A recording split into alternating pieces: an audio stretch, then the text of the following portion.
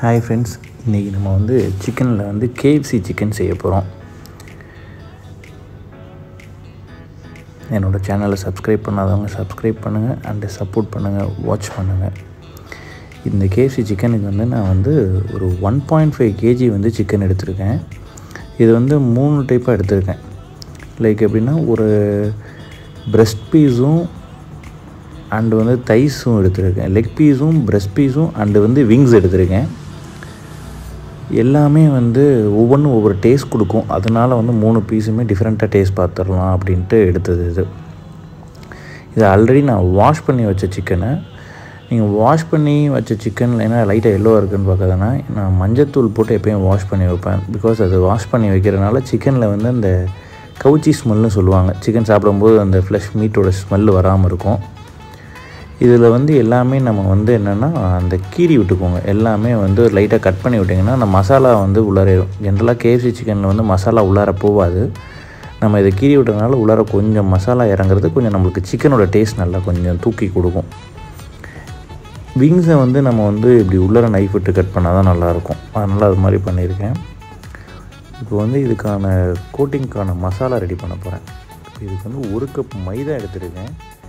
1 cup மைதா, நீங்கள் 2 cup எடுக்கிறீங்கன்னா like வந்து ஒரு 3 கப் மில்க் அந்த மாதிரி எடுத்துக்கோங்க. இதுக்கு தேவையானதுக்கு நான் காரம் வந்து 2 சைடில் போடுவேன். 2 மேரினேஷன் மாதிரி இருக்கும். இதுக்கு 2 கோட்டிங் மாதிரி இருக்கும். அதனால் இதில் வந்து 1 டேபிள் ஸ்பூன் வந்து சில்லி பொடி அண்ட் 1/2 டீஸ்பூன் வந்து அஜினமோட்டோ போட்டிருக்கேன். 1/2 டீஸ்பூன் வந்து பெப்பர் பவுடர், சால்ட் வந்து உங்களுக்கு தேவைக்கான அளவு, பேக்கிங் பவுடர் வந்து 2 டேபிள் ஸ்பூன் போட்டிருக்கேன். பேக்கிங் சோடா இல்லை, பேக்கிங் பவுடர். இதை நல்லா வந்து மிக்ஸ் பண்ணிக்கோங்க. இது எப்படி மிக்ஸ் பண்ணணும்னா, ரொம்ப பேஸ்ட்டாகவும் இருக்கக்கூடாது, கொஞ்சம் லிக்யூடாக இருக்க மாதிரி இருக்கும். நல்லா வந்து மிக்ஸ் பண்ணிகிட்டே இருங்க, உங்களுக்கு அந்த இது வரும்.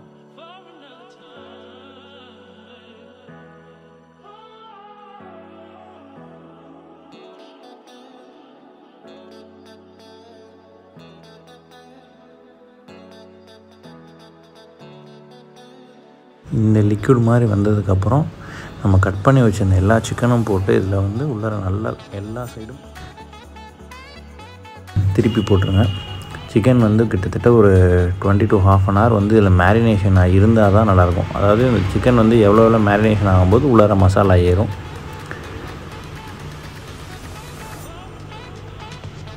போட்டுட்டு 1/2 an hour வச்சுருவோம்.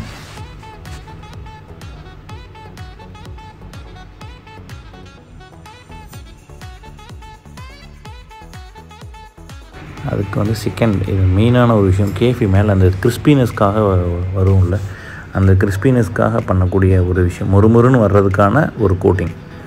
மைதா மாவில் வந்து மிளகாய் பொடி போட்டிருக்கோம். கொஞ்சம் வந்து மிளகு பொடி போட்டு நல்லா வந்து மிக்ஸ் பண்ணிக்கோங்க. உப்பு இதில் வேணும்னா போட்டுக்கோங்க.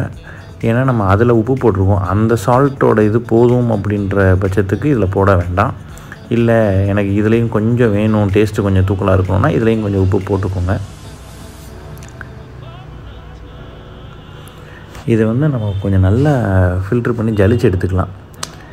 இந்த பெப்பர் மிளகாய் பொடியெல்லாம் போட்டு மைதாவெல்லாம் இது பண்ணும்போது கொஞ்சம் மாவு வந்து நல்லா பவுடராக இருக்கணும்.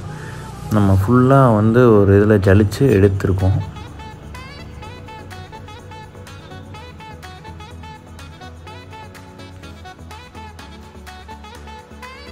பண்ணி வச்சுருக்க சிக்கனை எடுத்து இதில் வந்து அப்படியே மெதுவாக போடுறோம். மெதுவாக போட்டுட்டு நீங்கள் சைடில் இருக்கிற மைதாவெல்லாம் வந்து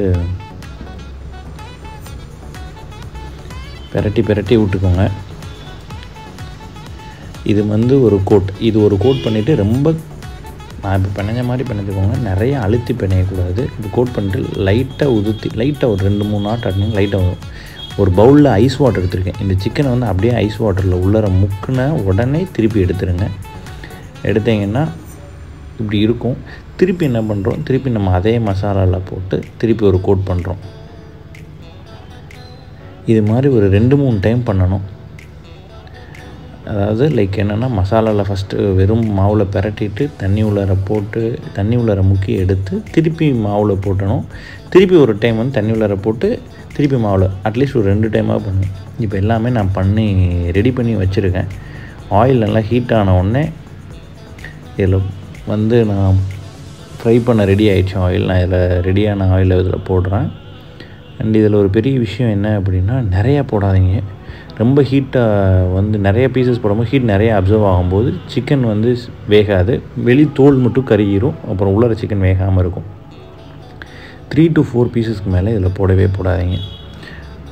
இதில் இன்னொன்று என்னென்னா, இது சிக்கன் மாவெல்லாம் பிரிஞ்செல்லாம் எண்ணெயில் போகவே போகாது. நீங்கள் லிட்டலாக பார்க்கலாம் உங்களுக்கு.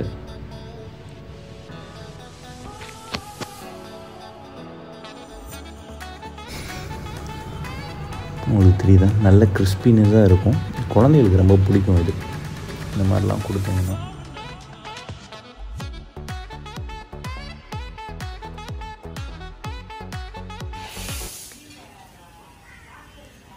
நம்மளோட ஃபைனல் வந்து KFC சிக்கன் ரெடி ஆகிடுச்சு. சாஸ் போட்டு சாப்பிட்டு எப்படி இருக்குன்னு சொல்கிறேன். ஓகே, ரேட்டெல்லாம் உங்களுக்கு யாருக்கா வேணும்? நல்ல டேஸ்ட்டாக இருக்குது.